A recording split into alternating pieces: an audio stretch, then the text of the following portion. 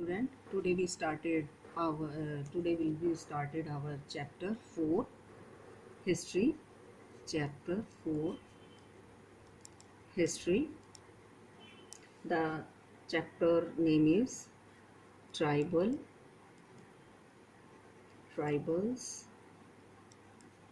the coos, and the vision of a golden age. तो student, सबसे पहले मैं आपको ये बता देती हूँ कि इस चैप्टर में आपको स्टार्टिंग में आपको ग्लोसरी, देन उसके बाद आपको मैप, मैं आपके साइड में लिख भी देती हूँ। चलो मैं आपको वैसे बता देती हूँ। इसमें आपको चैप्टर में स्टार्टिंग में सबसे पहले आपको चैप्टर जो 4 है उसकी ग्लोसरी करनी है, देन उसके बाद आपको मैप करना है, देन उसके बाद आपको बुक की एक्सरसाइज जो टेक्स्ट बुक एक्सरसाइज है वो करनी है। फिर उसके बाद आपको क्या है कि जो टेक्स्ट बुक के क्वेश्चन आंसर हैं वो आपको करने हैं। देन उसके बाद आपके क्या है एक्स्ट्रा क्वेश्चन जो मैं आपको दूंगी पीडीएफ में, आपको वो करने हैं। यानी कि ये सभी आपको जो है पीडीएफ में मिलेगा। और ये जो पॉइंट मैं आपको वीडियो में आपको बता रही हूँ ये आपको फेयर नोटबुक में नहीं नोट करने हैं। और फर्स्ट ऑफ ऑल जो मैं आपको पॉइंट बताना चाह रही हूँ वो ये है कि सबसे पहले आपको 2 या 3 बार वीडियो देखनी है, देन उसके बाद आपको चैप्टर रीड करना है। चैप्टर रीड करने के बाद आपको जो है फिर पीडीएफ नोट करना है। आप सीधा ही पीडीएफ नोट नहीं करोगे, ठीक है। अगर आप सीधा ही पीडीएफ नोट करोगे तो आपको क्वेश्चन आंसर क्लियर नहीं होंगे, क्योंकि आपको पता है कि जो हिस्ट्री के चैप्टर होते हैं वो एक स्टोरी की तरह होते हैं। अगर आपको स्टोरी क्लियर नहीं होगी, देखिए बच्चे, आप हिंदी में भी आप क्या करते हैं, सबसे पहले जो है वो स्टोरी रीड करते हो, ठीक है, उसके बाद आप क्वेश्चन आंसर करते हो। तो सेम यही पैटर्न जो है आप हिस्ट्री में भी फॉलो करोगे। पहले आप वीडियो देखोगे 2 या 3 बार, देन उसके बाद आप बुक में से जो है चैप्टर रीड करोगे, देन उसके बाद आपको पीडीएफ जो है वो में से आपको ये जो मैंने बताए हैं ग्लोसरी, देन उसके बाद मैप, फिर उसके बाद बुक की एक्सरसाइज, फिर उसके बाद टेक्स्ट बुक क्वेश्चन और एक्स्ट्रा क्वेश्चन आंसर, ये आपको जो है उसमें करने हैं फेयर नोटबुक में। ये जो पॉइंट है आपको सिर्फ रीडिंग के लिए मैं आपको बता रही हूँ बीच बीच में। तो स्टूडेंट्स, पहले मैंने एक बार फिर से मैं आपको रिमाइंड करवा देती हूँ कि चैप्टर जो स्टार्ट किया था हमने सेकंड, उसमें क्या था कि जो ईस्ट इंडिया कंपनी थी उन्होंने वो ट्रेडर्स की फॉर्म में आए थे। देन उसके बाद उन्होंने धीरे धीरे यहाँ की जो पॉलिटिकल कंडीशन थी वो स्टेबल नहीं थी, उस कंडीशन का उन्होंने बेनिफिट उठाया, फ़ायदा उठाया। और क्या था कि यहाँ पर जो है वो मतलब छोटे छोटे जो टेरिटरीज जो थी उन पर अपना जो है वो रूल करना स्टार्ट कर दिया था। तो स्टूडेंट, सबसे पहले हमने देखा था कि बंगाल जो था, बंगाल का रेवेन्यू कलेक्ट करने का राइट जो है वो ईस्ट इंडिया कंपनी ने ले लिया था। देन उसके बाद उन्हें क्या बेनिफिट हुआ कि जो यहाँ से जो रॉ मटेरियल वो परचेज करते थे तो उसके लिए उन्हें गोल्ड या सिल्वर जो है इंग्लैंड से मंगवाना पड़ता था। तो क्या था कि अब वो जो प्रॉब्लम थी वो उनकी सॉल्व हो गई थी कि बंगाल जो था वो काफ़ी बड़ा जो है वो उनका एरिया था जिससे कि वो रेवेन्यू कलेक्ट करते थे। और रेवेन्यू कलेक्ट करने से क्या हुआ कि उनकी जो प्रॉब्लम थी रॉ मटेरियल खरीदने की वो यहीं से जो है वो फुलफिल हो जाती थी। देन उसके बाद आपका क्या था, जो थर्ड चैप्टर था आपका, उसमें मैंने आपको बताया था कि कंट्री साइड में इनकी क्या मतलब इनका जो बिहेवियर कैसा था। तो इन्होंने लगा कि भाई एग्रीकल्चर जो है एक मेन सोर्स है जिससे कि अपनी जो है वो इनकम को इंक्रीज़ कर सकते हैं। तो इन्होंने जो है वो महालवाड़ी सिस्टम, रैयतवाड़ी सिस्टम, बहुत सारे ऐसे सिस्टम जो थे वो आपके स्टार्ट किए थे। और उनमें जो है क्या क्या प्रॉब्लम इनको फेस करनी पड़ी थी। फिर उसके बाद रियॉर्ड्स का यानी कि इंडिगो का जो मैंने आपको बताया था, ठीक है, वो आपने इसमें मतलब थर्ड चैप्टर में रीड किया था। देन स्टूडेंट, अब हम आते हैं आपके चैप्टर नंबर 4 पे जो हिस्ट्री का है, ठीक है। उसमें स्टूडेंट्स क्या है कि जो पीपल्स थे, जो ट्राइबल पीपल थे, ट्राइबल मतलब जो आदिवासी पीपल थे, जो फॉरेस्ट में ही लाइव अपनी सरवाइव करते थे, जो फॉरेस्ट पे ही डिपेंड थे, ठीक है, उनकी लाइफ पर क्या इम्पैक्ट हुआ था, ठीक है। The impact of the first जो टॉपिक होगा हमारा, impact on the life of forest people. देखिए, मैं आपको ये बता देती हूँ कि आज ये पूरा जो चैप्टर है वो आपका फॉरेस्ट लाइफ के ऊपर है, और मेन जो पीपल जो फॉरेस्ट में रहते थे वो किस तरह से जो है वो सरवाइव करते थे, किस तरह से फॉरेस्ट के ऊपर डिपेंड थे, और मतलब उनकी पूरी जो लाइफ किस तरह से जो है वो कंसंट्रेट थी फॉरेस्ट के ऊपर। तो क्या था कि मेन जो हमारा ये चैप्टर है वो आपका है पूरा फॉरेस्ट के पीपल्स जो थे, ठीक है, किस तरह से उनके कस्टम थे, किस तरह से उनके ट्रेडिशन थे, किस तरह से उनकी लाइफ थी, किस तरह से वो फॉरेस्ट के ऊपर पूरी तरह से डिपेंड थे, ठीक है स्टूडेंट्स। ये आपका हमारा ये जो चैप्टर है वो डिपेंड है आपका फॉरेस्ट के ऊपर, ठीक है। तो उसमें क्या क्या चेंजेस हुए थे, ईस्ट इंडिया कंपनी ने क्या उसमें चेंज किए थे, किस तरह से उन्हें प्रॉब्लम को फेस करना पड़ा था, किस तरह से जो है ये फॉरेस्ट के पीपल्स थे वो अनसेटिस्फाइड थे ईस्ट इंडिया कंपनी से। तो हम इस पूरे चैप्टर में आपका फॉरेस्ट सोसाइटी के ऊपर जो है वो रीड करेंगे, या मतलब मैं आपको बताऊंगी।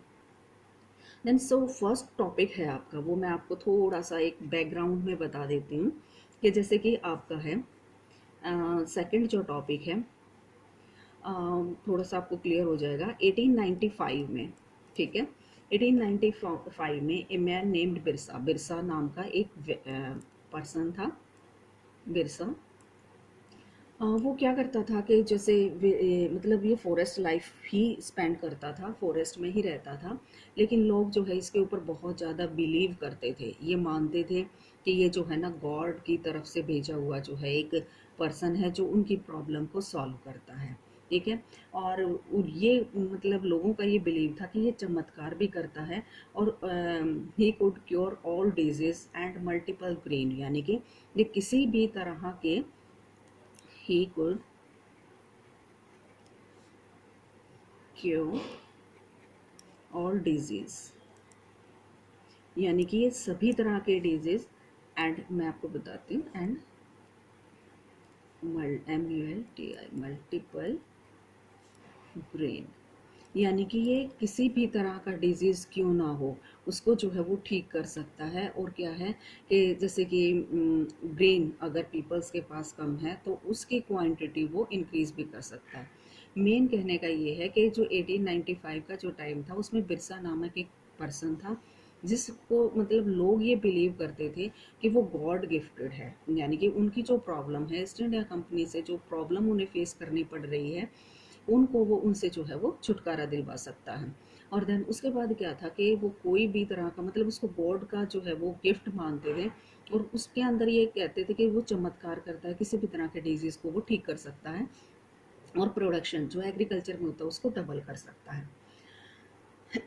इसके अलावा जो बिरसा था वो खुद को भी जो है वो गॉड का अपॉइंट किया हुआ पर्सन जो है वो मानता था, और क्या था कि वो ये चाहता था कि जो ईस्ट इंडिया कंपनी है जो फॉरेस्ट के पीपल्स के साथ मिसबिहेव कर रही है तो वो मतलब उसे ठीक करवा सकता है। देन उसके बाद क्या था, thousand began follow Birsa believing, मतलब thousand of the peoples were following to the Birsa's views, यानी कि थाउजेंड से भी ज़्यादा लोग जो है उसके विचारों को जो है वो मानते थे, और उसको भगवान की तरह जो है गॉड की तरह जो है वो ट्रीट करते थे, और सोचते थे कि he had to come all their problems, यानी कि वो उनकी सारी प्रॉब्लम्स को सॉल्व कर सकता है। देन उसके बाद आपके थर्ड जो टॉपिक है वो मैं आपको बताती हूँ कि कौन कौन से पीपल थे आपके जो मतलब ट्राइबल सोसाइटी में आते थे। जैसे कि आपका है मुंडास, ये कम्युनिटीज़ थी, ग्रुप थे। मुंडास, मुंडास हो गया आपका, संथाल हो गया, ठीक है, ये मैं आपको आगे बताऊंगी कि भाई कौन कौन से ग्रुप थे। जैसे कि मुंडास हो गया, संथाल्स हो गया, एंड ओरोन्स, यानी कि बहुत सारे ऐसे ग्रुप थे जैसे कि आपके सोसाइटी में हैं, अलग अलग कास्ट के लोग रहते हैं। इसी तरह से जो ये ट्राइबल पीपल थे, ये ट्राइबल्स पीपल जो है वो अलग अलग कम्युनिटी में बटे हुए थे, और इनके जो नाम जो डिस्क्राइब किए गए हैं वो मुंडास हो गया, संथाल हो गया, ओरियान्स हो गया, बहुत सारे ऐसे थे ग्रुप जो, लेकिन ये सभी जो है वो फॉरेस्ट में ही रहते थे। देन मैं आपको इस पर बिरसा का थोड़ा सा और डिटेल में बता देती हूँ कि बिरसा जो था वो आपका जो है वो मुंडास कम्युनिटी से बिलोंग करता था। बिरसा बिलोंग्ड टू मुंडास, मुंडास से, ठीक है, जो कि आपका कहाँ पर था, छोटा नागपुर में। छोटा नागपुर में। But his follower include all the tribal of the region, मतलब इसके अलावा जैसे कि मुंडास हो गए, मुंडास के अलावा संथाल्स में, ओरियंस में भी, और जो बहुत सारे अलग जो ग्रुप थे उनमें भी क्या थे कि जो पीपल थे, यानी कि ट्राइबल जो पीपल थे वो इसके व्यू को फॉलो करते थे। ठीक है। और देन उसके बाद क्या था कि वो ये मानते थे कि जो ब्रिटिश ईस्ट इंडिया कंपनी जो उनके लिए प्रॉब्लम क्रिएट कर रही है वो उनको सॉल्व कर सकता है। ठीक है। और उन्हें ये लग रहा था कि जो उनके कस्टम, उनके जो रिलीजन जो ख़त्म होते जा रहे थे, जो कि फॉरेस्ट के ऊपर ही डिपेंड थे, उन्हें ये लगता था कि बिरसा जो है वो उनको दोबारा से वापस दिलवा सकता है। तो देन स्टूडेंट, अब हम जो है सबसे पहले हम जो टॉपिक है अ, ये है, मतलब अब हम इसमें बताएंगे कि क्या क्या उनकी सोसाइटी किस तरह की थी, किस तरह से उनकी सोसाइटी में चेंज आया था। फर्स्ट ऑफ ऑल जो है वो मैं आपको बताऊंगी फॉरेस्ट सोसाइटी किस तरह से एस्टेब्लिश थी। Forest societies. ठीक है। तो फॉरेस्ट सोसाइटी स्टूडेंट्स अगर आप देखेंगे तो ट्राइबल, मतलब most tribals has costume and rituals they were very different from those who led down the brahmins. यानी कि जो हमारी सोसाइटी थी जिसमें कि ब्राह्मण लोगों ने रूल और रेगुलेशन बना रखे थे, उनसे बिल्कुल अलग सोसाइटी थी इनकी। ठीक है। इनके जो कस्टम्स थे और रिचुअल्स, ठीक है, यानी कि इनके जो रीति रिवाज और ट्रेडिशन थे वो बिल्कुल ही अलग थे। इनके बीच में कोई खास जो है वो सोशल डिवीज़न नहीं होता था। ठीक है। नो शार्प सोशल डिवीज़न, यानी कि इनके बीच में, यानी कि देखो क्या था कि जो हमारी सोसाइटी थी उसमें जो ब्राह्मणों ने जो रूल और रेगुलेशन बना रखे थे उनसे फॉरेस्ट सोसाइटी के बिल्कुल ही अलग कस्टम और रिचुअल्स थे। और उनके बीच में जैसे कि हम कहते हैं कि भी ये हिंदू है, ये मुसलमान है, इस तरह का कोई भी शार्प सोशल डिवीज़न नहीं था, सभी जो है वो इक्वली ट्रीट किए जाते थे। दिस सोसाइटी देन उसके बाद क्या है, और जो मतलब जो इन्हें मिलता था, यानी कि अगर ये कहीं पे अटैक करते थे या फॉरेस्ट से कुछ मिलता था तो ये क्या करते थे, आपस में शेयर कर लेते थे। ठीक है। यानी कि आपस में जो है वो लोगों के बीच में वो डिस्ट्रीब्यूट कर दिया जाता था। There were no social and economic difference within the tribal. ठीक है। ये आप नोट कर लीजिए। There were no social and economic differences within tribes।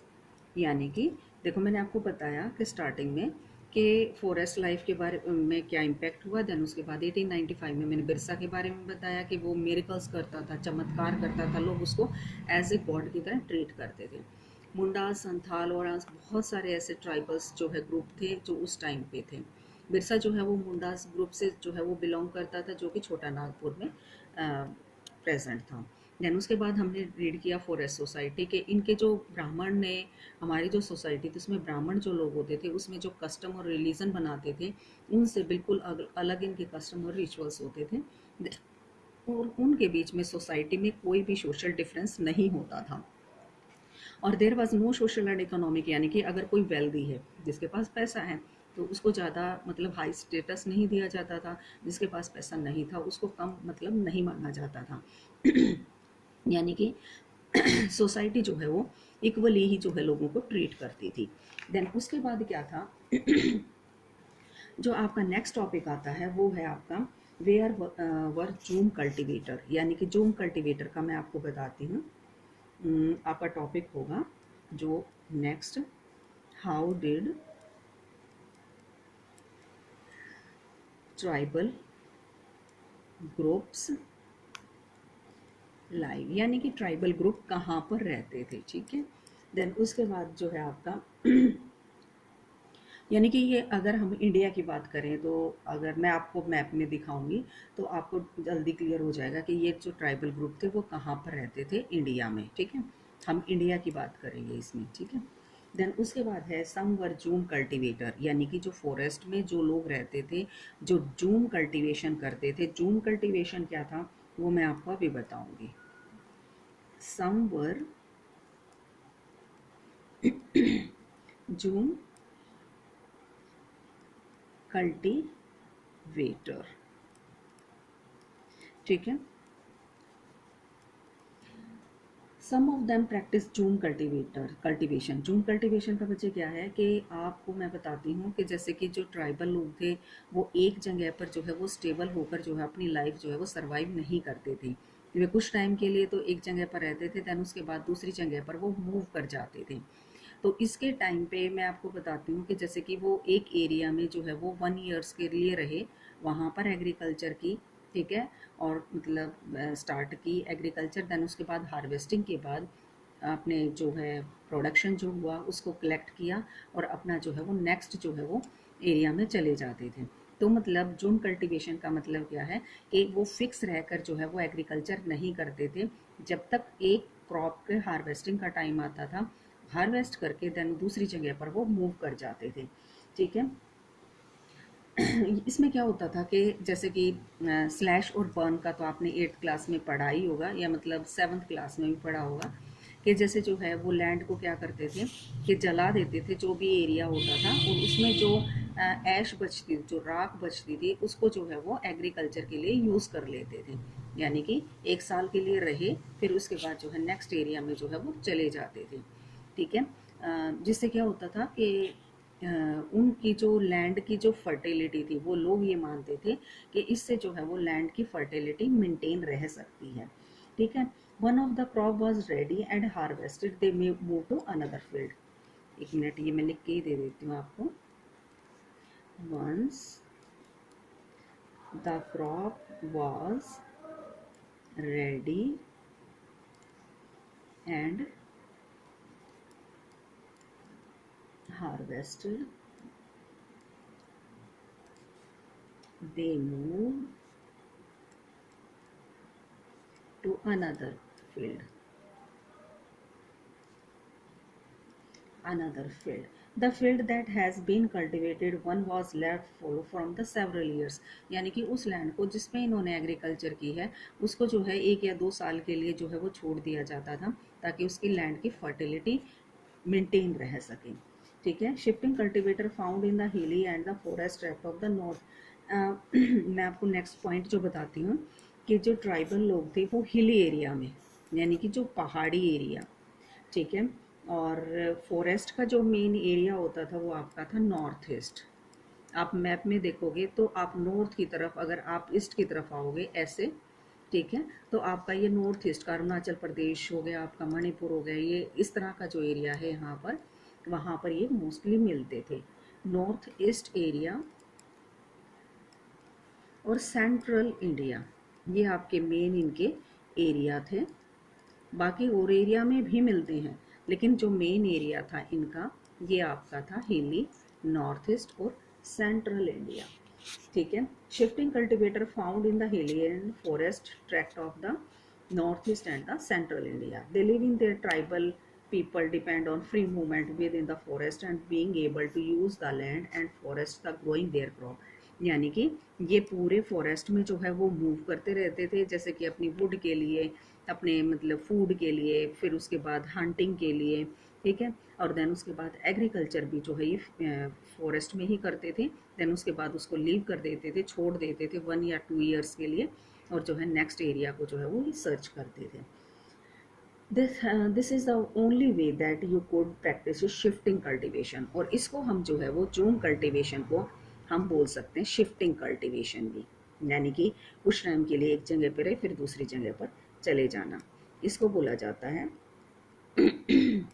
Shifting cultivation.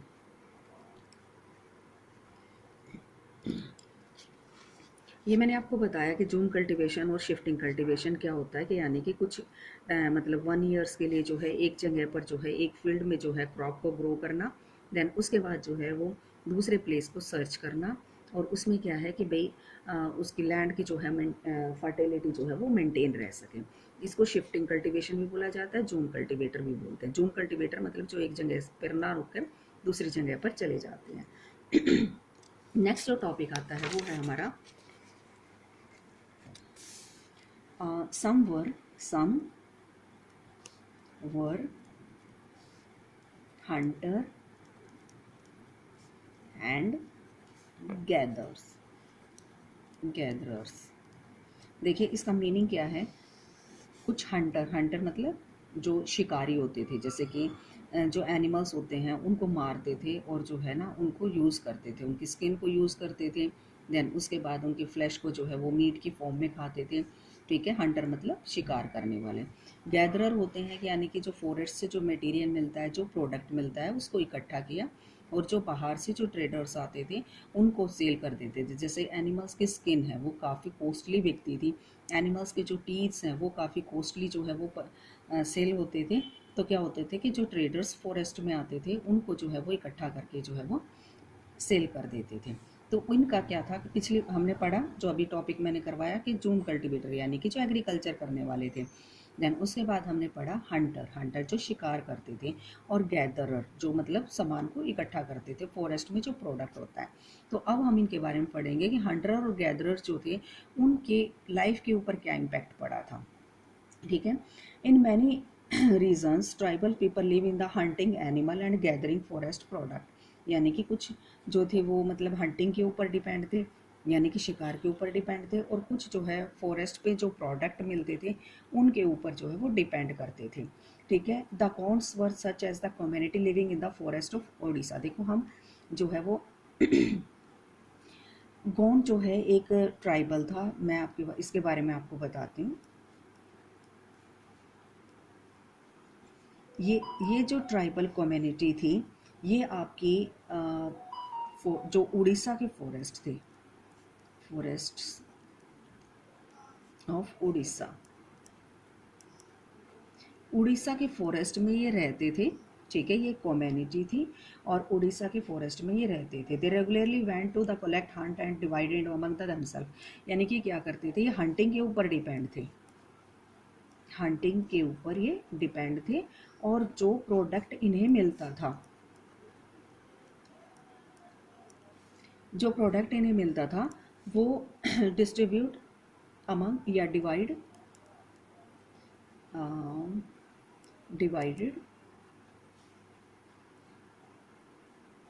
themselves या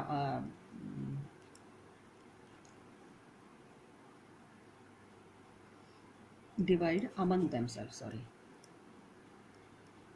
amongst themselves। देखिए ये गौंड्स जो थे वो उड़ीसा के फॉरेस्ट एरिया में रहते थे, ये हंटिंग के ऊपर डिपेंड थे यानी कि शिकार करते थे, और जो मतलब हंटिंग में जो मिलता था, जो प्रोडक्ट मिलता था, उनको आपस में लोगों में डिवाइड इक्वली जो है वो पार्ट लेते थे। They were fruit and root collect from the forest. यानी कि जैसे फ्रूट जो होते थे, जो रूट्स होती थी, तो उनको जो है ना कलेक्ट करते थे, और जो है उन्हें जो है वो मेडिसिन के जो है यानी कि दवाइयों की फॉर्म में जो है वो यूज़ करते थे। ठीक है, यानी कि आपको भी पता होगा कि जो फॉरेस्ट में लोग रहते हैं उन्हें जो है वो प्लांट्स की जो है ज़्यादा नॉलेज होती है कि कौन से प्लांट जो है वो किस पर्पज़ के लिए यूज़ किए जा सकते हैं। जैसे कि आप कॉमनली अगर आप लोगे तुलसी का जो पौधा है उसको हम मेडिसिन की फॉर्म में भी इस्तेमाल कर सकते हैं, जैसे आपको कोल्ड हो जाता है। तो इसी तरह से जो फॉरेस्ट के जो पीपल होते थे उन्हें ये काफ़ी नॉलेज थी कि फॉरेस्ट में जितने भी प्लांट हैं उनको किस तरह से मेडिसिन की फॉर्म में जो है वो यूज़ किया जा सकता है। और उनका क्या होता था कि जो सामान मिलता था, जो प्रोडक्ट मिलता था, वो क्या करते थे कि लोकल मार्केट में जो है उन्हें सेल कर देते थे। Local weaver and the leather worker turn to the Gonds, मतलब जो लोकल जो ट्रेडर्स होते थे यानी कि जो छोटे छोटे व्यापारी होते थे, और जो लेदर वर्कर यानी कि जो एनिमल्स की स्किन पर जो वर्क करते थे, सप्लाई ऑफ वो क्या करते थे कि कुसुम और प्लास, यानी कि एक मिनट एक अलग टॉपिक मैं आपको बताती हूँ। लोकल वीवर, लोकल वीवर जो कपड़ा बुनने वाले जो थे, ठीक है, जो कपड़ा बुनने का काम करते थे, और लेदर वर्कर यानी कि जो स्किन पे जैसे कि लेदर की चीज़ें जो बनाते थे, लेदर जो वर्कर्स थे वो क्या करते थे, उन्हें जो है वो कुसुम और पलाश, ये दो तरह के फ्लावर होते थे फॉरेस्ट में। वैरायटीज ऑफ फ्लावर, ठीक है।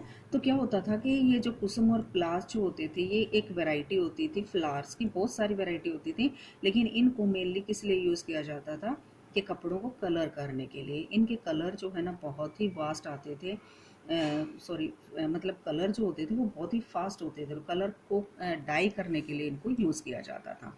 तो ये लोकल जो वीवर्स होते थे और लेदर के जो वर्कर्स होते थे ये फॉरेस्ट में आते थे, और जो कौन जो कम्युनिटी थी उनसे ये खरीदते थे, ठीक है। देन उसके बाद क्या हुआ कि ये क्या करते थे कि इसके बदले में ये मतलब जो फॉरेस्ट के जो पीपल होते थे इनको ये प्रोडक्ट देते थे, और अपनी जो डेली रिक्वायरमेंट है जैसे राइस हो गया, दाल हो गया, या कोई भी ऐसे प्रोडक्ट जो उनको ज़रूरत होती थी, ठीक है, वो क्या करते थे कि इन ट्रेडर्स से ले लेते थे, ठीक है। यानी कि ये आपस में जो चीज़ों को जो है एक्सचेंज भी कर लेते थे, और कई बार जो है ये पैसे भी इनको दे देते थे, ठीक है। देन उसके बाद क्या था, कुछ टाइम के बाद जब उन्हें ये लगा, यानी कि जो कम्युनिटी के पीपल थे, यानी कि जो ट्राइबल पीपल थे, कुछ टाइम के बाद इन्हें ये रियलाइज़ हुआ कि ये जो अपना प्रोडक्ट जो सेल कर रहे हैं ट्रेडर्स को, वो बहुत ही कम जो है इन्हें जो है वो पेमेंट की जाती है, ठीक है। और मतलब जो मार्केट है उसमें ज़्यादा इन मतलब बहुत ज़्यादा पैसों में जो है इनको सेल किया जाता है। यानी कि मैं आपसे अगर कोई भी चीज़ 50 रुपीज़ में लेती हूँ और वही चीज़ मैं आगे मार्केट में उसको 500 में सेल कर रही हूँ, तो क्या है कि मेरे को डबल प्रॉफिट होगा, ठीक है, डबल से भी ज़्यादा। तो इसी तरह से जो ये लोकल वीवर्स थे, जो ट्रेडर्स थे, ये जो फॉरेस्ट के जो पीपल थे, इनसे जो है बहुत ही कम पैसों में चीज़ें लेते थे, और मार्केट में जो है हाई रेट में जो है वो उनको बेच देते थे। देन उसके बाद क्या था कि जब इन्हें ये लगा कि भी जो है इनसे इनको ज़्यादा प्रॉफिट नहीं हो रहा है, तो कुछ जो थे उन्होंने ये वर्क छोड़कर, यानी कि फॉरेस्ट सोसाइटी से निकलकर बहुत सारे जो है वो सिटीज़ में जो है वो वर्क करना स्टार्ट कर दिया था। सिटीज़ में जैसे कि मैं आपको बता देती हूँ, some of them did odd job in the villages, यानी कि उन्होंने कुछ जॉब करना जो है वो स्टार्ट कर दिया था। जैसे कि आपका है कैरिंग लोड, जैसे कूली का जो काम उन्होंने करना शुरू कर दिया था। जैसे बिल्डिंग्स या रोड का जो कंस्ट्रक्शन का काम होता है, buildings, roads, constructions work. Then उसके बाद आपका है फील्ड इन द मतलब as a labourer in the as a labourer in the field of peasants and farmers, यानी कि फार्मर्स, यानी कि इन्होंने जैसे वेट उठाने का काम शुरू कर दिया था, कंस्ट्रक्शन जैसे बिल्डिंग का होता था वहाँ पर एज ए वर्कर्स लेबर की फॉर्म में काम करना स्टार्ट कर दिया था, रोड पे वर्क करना स्टार्ट कर दिया था। और जहाँ जैसे बड़े बड़े जो एग्रीकल्चरल फील्ड होते थे उनमें जो है वो पीजेंट या फार्मर की तरह, लेबर की तरह उन्होंने काम करना शुरू कर दिया था। When supply of the forest produce shrunk, tribal people has to increasingly wandering, मतलब जब जैसे ही प्रोडक्ट का मतलब फॉरेस्ट का एरिया कम होता चला गया, ठीक है, तो क्या है कि इन्होंने दूसरे काम भी करने स्टार्ट कर दिए, जैसे कि मैंने आपको बताया था। फिर उसके बाद क्या था, जैसे मैंने आपको ये पहले भी बताया है, मैं आपको बताती हूँ कि जो इनको ये किस तरह से रियलाइज़ हुआ। इन्हें ये रियलाइज़ हुआ कि जब जो ट्रेडर्स होते थे वो क्या करते थे कि कम रेट पर जो इनसे ख़रीद कर हाई रेट पे जो है मार्केट में सेल करते थे। जब इन्हें ये लगा कि प्रोडक्ट जो है वो ज़्यादा मतलब कॉस्टली हैं और इन्हें पर कम दिया जा रहा है, और ईस्ट इंडिया कंपनी ने अपने बेनिफिट के लिए जो है वो चीज़ें जो है वो ग्रो करना स्टार्ट कर दी थी फॉरेस्ट में। देन फॉरेस्ट का एरिया था वो श्रिंक हो गया था, कम हो गया था, और ये लेबर की फॉर्म में काम करना इन्होंने स्टार्ट कर दिया था। तो ये मैंने कौन कौन से वर्क बताए आपको कि मतलब इन्होंने इस तरह से काम करना स्टार्ट कर दिया था। देन उसके बाद जो है हमारा नेक्स्ट जो टॉपिक आएगा वो है आपका ये तो था हमारा। देन उसके बाद है सम हार्डेड एनिमल्स, यानी कि नेक्स्ट जो टॉपिक है वो आपका है सम हार्टेड एनिमल्स। इस टॉपिक में हम मतलब उन्हीं ट्राइबल ग्रुप के बारे में बात करेंगे जो घूम घूम कर जो है अपने एनिमल्स की जो है रिक्वायरमेंट को कंप्लीट करते थे।